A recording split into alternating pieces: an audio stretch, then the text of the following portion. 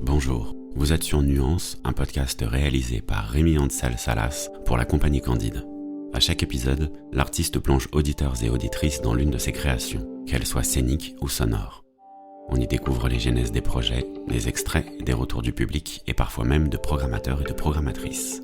Nuance, c'est entrer dans l'univers d'un artiste par la porte radiophonique.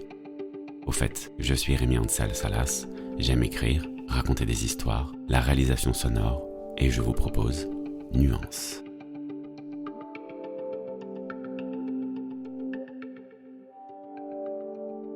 Aujourd'hui, dans l'épisode de Nuance, Mythe et Jupe, une création montée en 2019.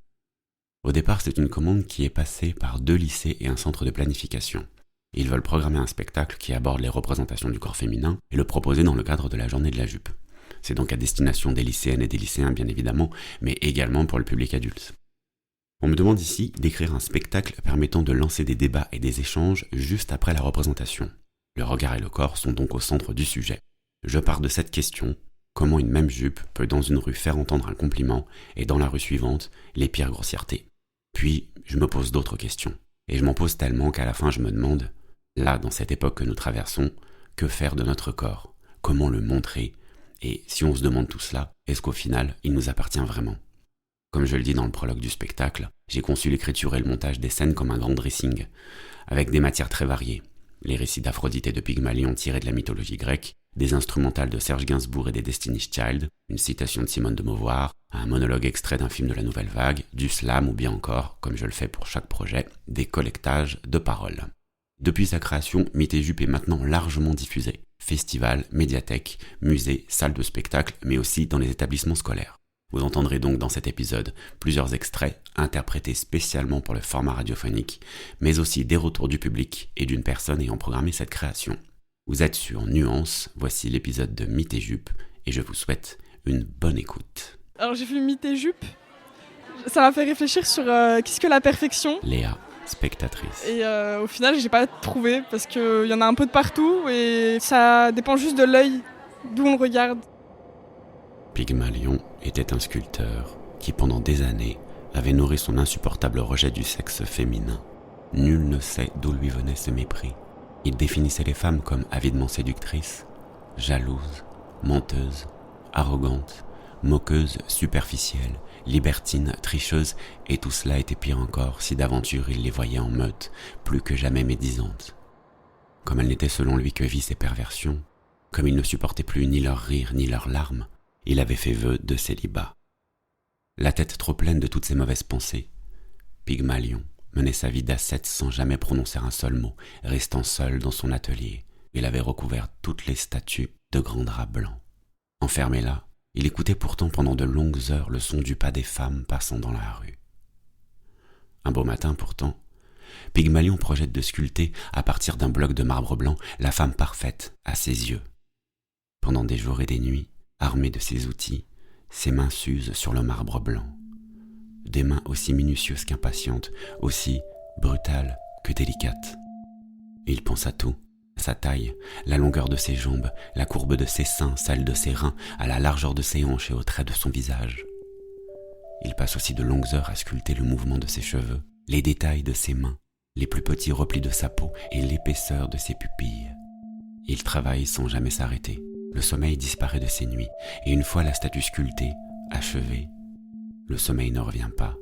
La statue est bien trop belle, Pygmalion croit devenir fou, la statue lui semble vivante. Peu importe le moment du jour ou de la nuit, peu importe l'endroit de l'atelier où il se tient, Pygmalion se sent observé autant qu'attiré. Alors un soir, il tente de la draper comme les autres. Mais même cachée, même drapée, toute la beauté de la statue l'appelle. La nuit, à la seule lueur d'un rayon de lune ou d'une bougie, sa silhouette est si belle. Il n'aimerait qu'une seule chose, que l'œuvre se retourne et s'approche de lui. Un soir, il n'y tient plus. Il s'approche lentement d'elle et une fois dans son dos, pose ses 2 mains sur les yeux de la statue. Il ferme les siens et croit sentir l'œuvre poser ses 2 mains sur les siennes. Rouvrant les yeux, il découvre qu'il n'en est rien. Il reste ainsi de longues minutes, puis retire ses mains. Il s'installe ensuite face à elle, approche son visage tout près du sien et vient l'embrasser. Quand il a fini de poser son baiser, Pygmalion sourit. L'œuvre reste immobile, mais il a cru sentir un souffle. Il repose alors ses lèvres sur les siennes, et quand il ferme les yeux, il croit sentir les lèvres de l'œuvre s'animer.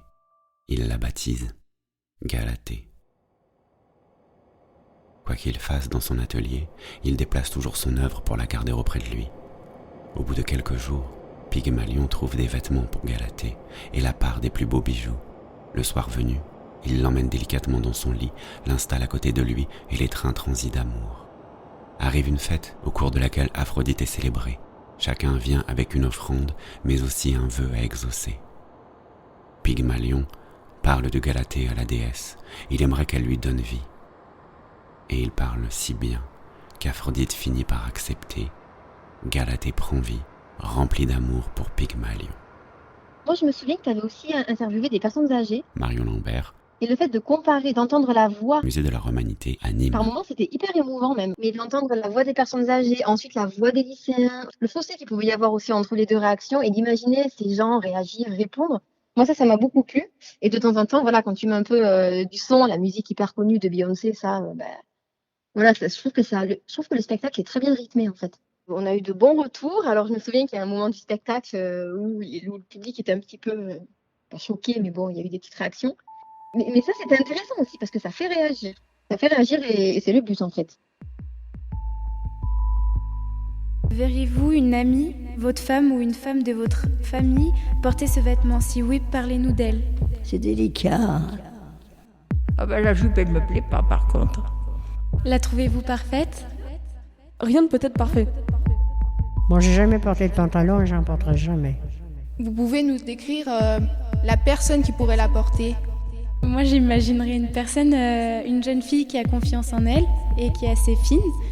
Qui est une taille marquée, mais oui, des formes quand même. J'ai rien compris, mais enfin, ça fait rien. Vous portez des jupes, vous? Les profs, des fois, nous disaient de pas porter ça.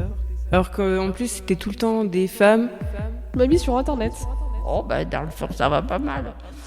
J'avais une tante, elle demandait tous les matins à son mari partir travailler, à son mari si la toilette allait. Mérite-t-elle des compliments? On peut te complimenter en se moquer. Il y a de l'ironie. Comment vous dites? Qui pourrait se permettre de faire des compliments sur cette jupe? Ah ben les parents, oui, ils peuvent interdire. Oui. Si ça leur plaît pas, bien sûr. Elles se disent vite d'abord, oh bah ça te va pas, ou t'es mal habillé, ou... J'ai tellement côtoyé des jeunes, moi je me rends compte ça. Des fois c'est sans méchanceté. Enfin, Qu'est-ce qu'une jupe parfaite? pourvu qu'on soit propre, on ne sente pas mauvais, c'est tout ce qu'il faut demander. Ben oui, il faut se plaire à soi-même d'abord, à son entourage proche.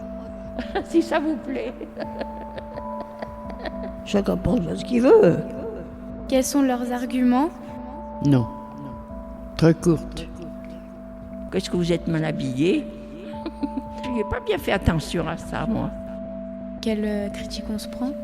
Manger peu pour justement ne pas grossir. Oui. Pas trop longue, pas trop courte. Tant qu'on aime ce qu'on porte. Il faut quand même avoir des grandes jambes minces pour se permettre d'être un peu plus court. Par exemple, une jupe, si on n'aime pas montrer nos jambes, c'est pas un vêtement qu'on va porter. Moi je trouve que faut pas trop forcer sur les compliments quand c'est quelqu'un qu'on connaît pas trop forcément. Non, mais ça te faisait marronner. Alors je le faisais exprès. Il montait tout de suite. Du 38, il montait à 40. Lancer des remarques pas très agréables. Faut pas vous laisser faire. Non, on ne peut pas interdire. Non, je me laisserai pas faire, jamais.